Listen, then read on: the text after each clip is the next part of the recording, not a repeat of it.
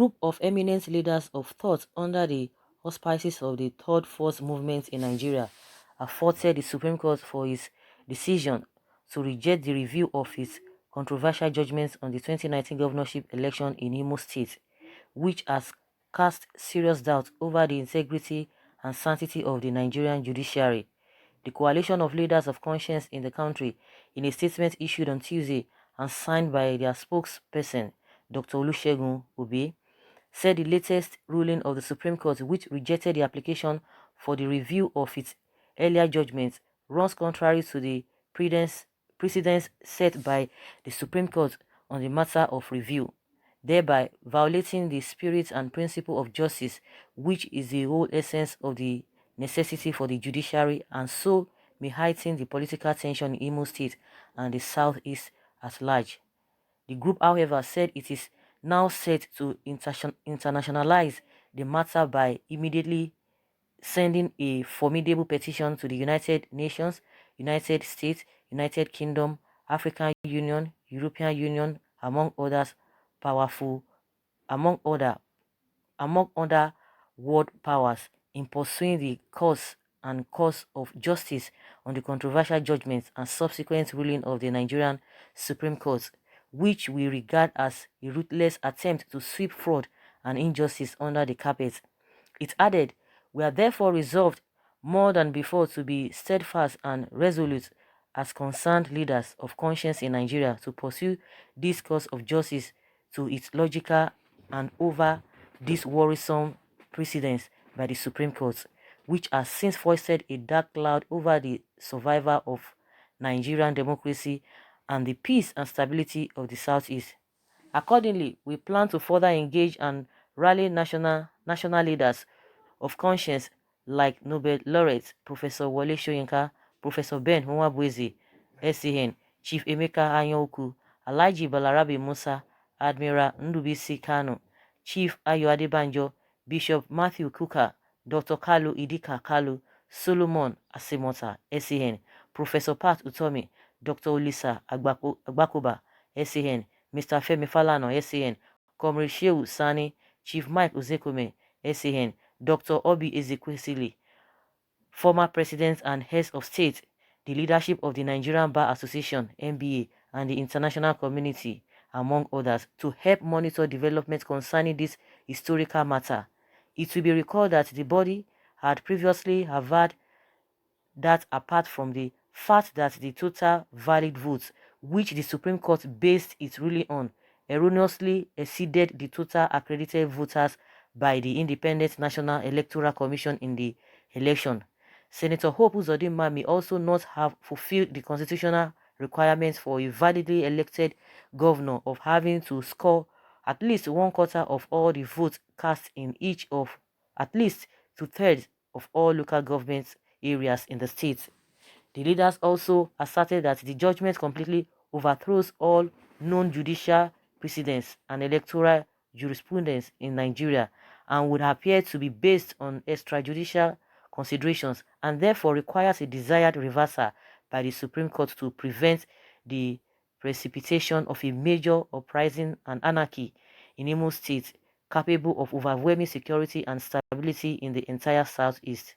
The group, in an earlier statement, had quoted late Justice Chukwudifu Oputa as regards the powers of Supreme Court to review or reverse its earlier decision. He said while delivering the lead judgment in Adegoke Motors Limited versus Adesanya 1989, 13 NWLR PT 109 250 at page 275A. Justice Oputa, also known as Çøūrt of the Supreme Court, considered the powers of the Supreme Court as the final court in the land to review its earlier decision and said inter alia, "We are final not because we are infallible, rather we are infallible because we are final.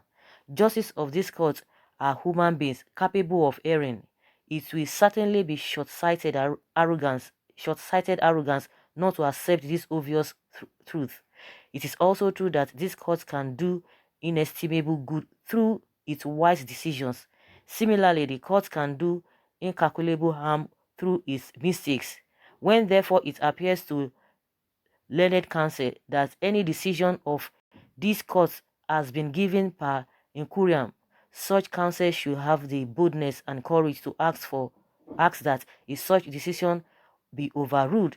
This court has the power to overrule itself and has done so in the past, for it gladly accepts that it is far better to admit an error than to persevere in error. The Eminent Leaders Group then said, "We also make bold to state that the application before the Supreme Court is not an appeal but a review, which the Supreme Court in previous instance have claimed jurisdiction over, so as to correct errors of misinterpretation or fraud or in judgments previously given in error. So we wish to remind their Lordship of Orica, JEV and ORS versus Ihedioha and ORS in 2015, where the Supreme Court had in an earlier ruling mistakenly ordered the INEC conduct rerun election, but upon application for review, the court discovered it gave the said order based on a wrong interpretation of Section 132 of 2 in conjunction with Section 141 of the Electoral Act 2010 as amended, and subsequently set aside the earlier ruling and ordered INEC to issue the applicant a certificate of rerun. Furthermore, there is also precedence of review in the case of Olorunfemi versus Asho 2000. The Supreme Court in its 18th March 1999 ruling set aside its earlier judgment delivered on the 8th January 1999 and ordered that the appeal be heard de novo by another panel on the ground that it ought to have considered the respondent's cross appeal first before allowing the appellant's appeal.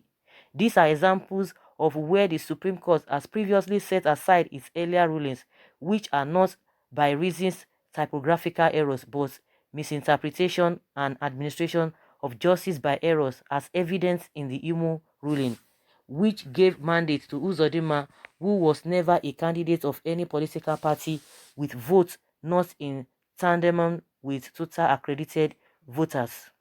Therefore, the constitutional finality of the judgments of the Supreme Court, where it flows from, or reset on fraud and misleading evidences, can never serve the purpose of justice for which the Constitution created the Supreme Court, and therefore defeat the whole essence of the judiciary.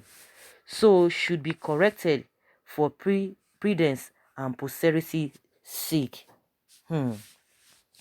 So guys, this issue is really glaring and is very clear. We don't even need a soothsayer. Even a layman can really understand what really happened.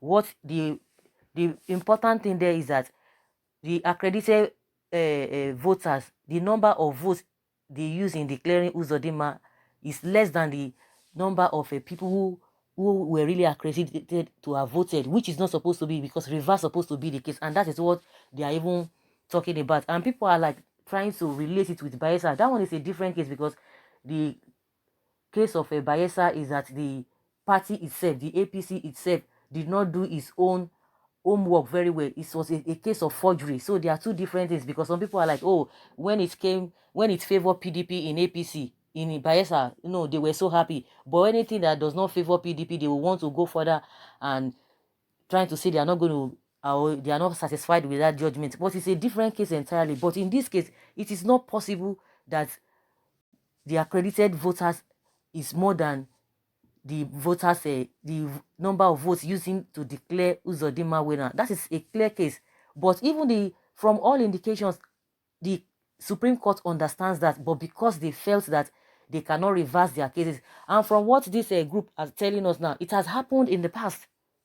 It's not as if it's a new thing. It has happened in the past, but it's like they don't just want to swallow their pride, and they don't want to go back to that. Of course, we should know what has been happening. We should be able to read the handwriting on the wall. They don't want to go back to that, but it's a clear case that everybody knows. I know a lot of Sans might not want to say anything, but luckily for Nigerians, one of the judges, Justice Nweze, has come out to say it's not part of the whole thing, because it was part of the 7-man panel that saw the affair of this review, and he came out to say, for the fact that the rest people agreed to that, himself is exonerating himself that this is not the right thing to do, and everybody knows that. So if people want to take it further, definitely they have the right to take it further, because this thing cannot continue. Because even from the position of the Supreme Court, they are, you know, even if they are not coming out to say this is the situation of things, but they are basing their judgment on the fact that they cannot overrule or upturn what they have done before, which is possible.